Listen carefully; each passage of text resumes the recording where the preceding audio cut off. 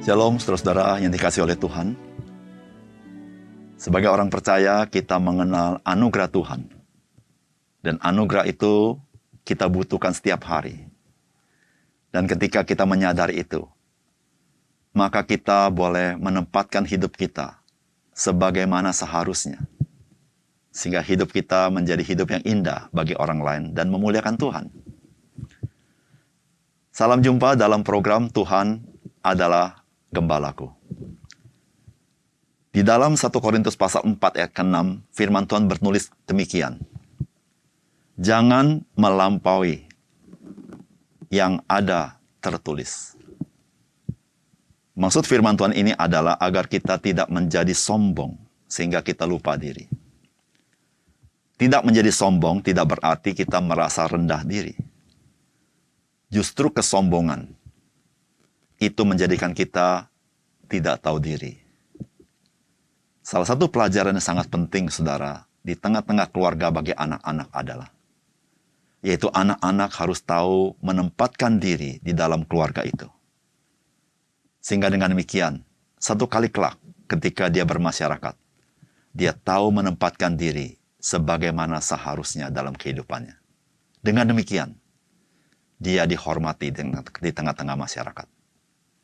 Mari kita membaca firman Tuhan dari Keluaran 22, ayat 28 sampai 31. Janganlah engkau mengutuki Allah dan janganlah engkau menyumpahi seorang pemuka di tengah-tengah bangsamu. Janganlah lalai mempersembahkan hasil gandumu dan hasil anggurmu. Yang sulung dari anak-anakmu lelaki harus kau persembahkan kepadaku.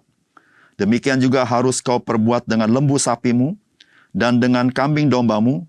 7 hari lamanya anak-anak binatang itu harus tinggal pada induknya. Tetapi pada hari yang ke-8 haruslah kau persembahkan binatang-binatang itu kepadaku. Haruslah kamu menjadi orang-orang kudus bagiku. Daging ternak yang diterkam di padang oleh binatang buas janganlah kamu makan. Tetapi haruslah kamu lemparkan kepada anjing. Saudara yang dikasihi oleh Tuhan, Tuhan menciptakan segala sesuatu dengan hierarki yang jelas. Yang paling mendasar adalah bahwa Tuhanlah mengatasi segala sesuatu. Dan manusia harus melayani Tuhan, mengagungkan Tuhan, meninggikan Dia. Dan manusia itu diciptakan Tuhan mengatasi ciptaan yang lain. Supaya manusia itu bisa mengelolanya dan menerimanya sebagai berkat Tuhan. Saudara, ketika prioritas-prioritas ini tidak berjalan sebagaimana mestinya, maka akan menjadi sesuatu yang sangat mengganggu kehidupan itu sendiri. Karena memang Tuhan sudah menata kehidupan mempunyai hierarki yang seperti itu. Saudara, apakah pesan firman Tuhan yang kita baca hari ini? Yang pertama, saudara, penghormatan harus diberikan kepada semua orang. Dan secara khusus harus diberikan kepada yang berhak menerimanya, sesuai dengan keberadaannya. Ayat 28 berkata, janganlah engkau mengutuki Allah, dan janganlah engkau menyumpahi seorang pemuka di tengah-tengah bangsamu. Saudara, penghormatan harus diberikan kepada semua orang. Tetapi ada penghormatan khusus yang diberikan karena keberadaannya. Yang terutama tentunya kepada Tuhan. Saudara, firman Tuhan melarang kita mengutuki Allah.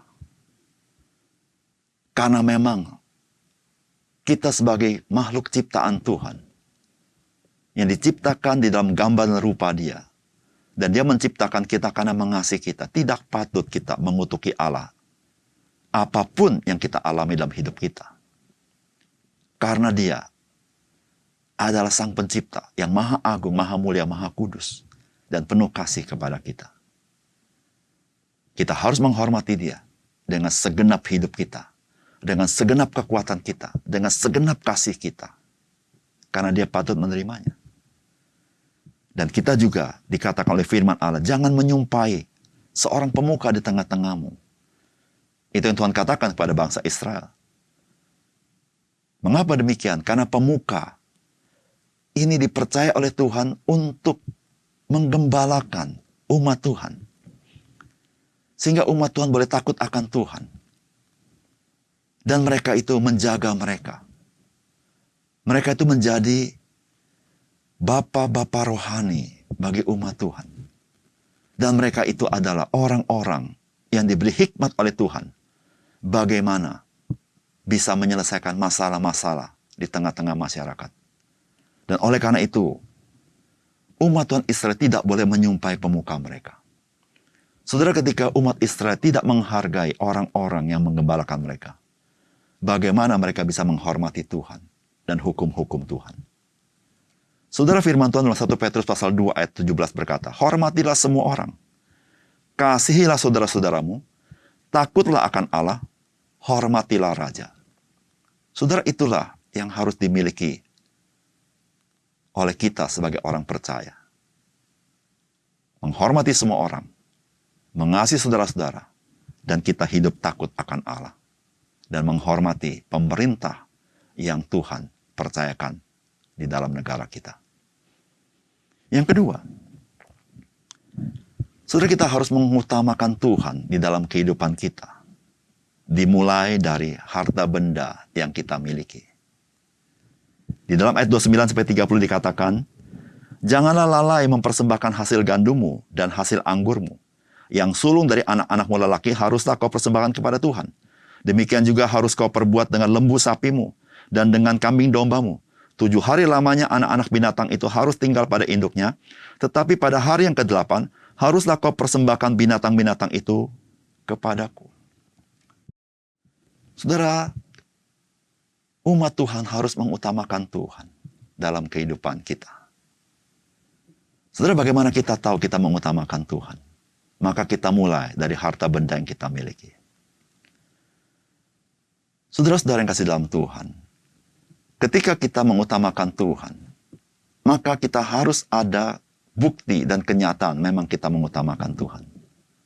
Oleh karena itu Tuhan mengatakan, anak-anak sulung itu adalah milik Tuhan. Dan juga jangan lupa mempersembahkan hasil gandummu dan hasil anggurmu. Saudara, kita ketahui bersama, seringkali kita sayang dengan barang-barang kita miliki. Seringkali kita terikat dengan benda-benda berharga yang kita miliki.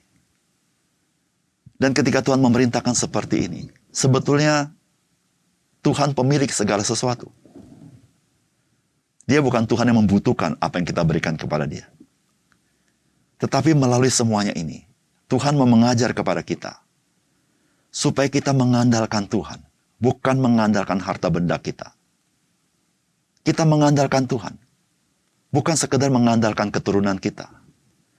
Kita percaya kepada Tuhan, bukan sekedar percaya kepada harta benda kita. Karena semua yang kita miliki adalah pemberian Tuhan.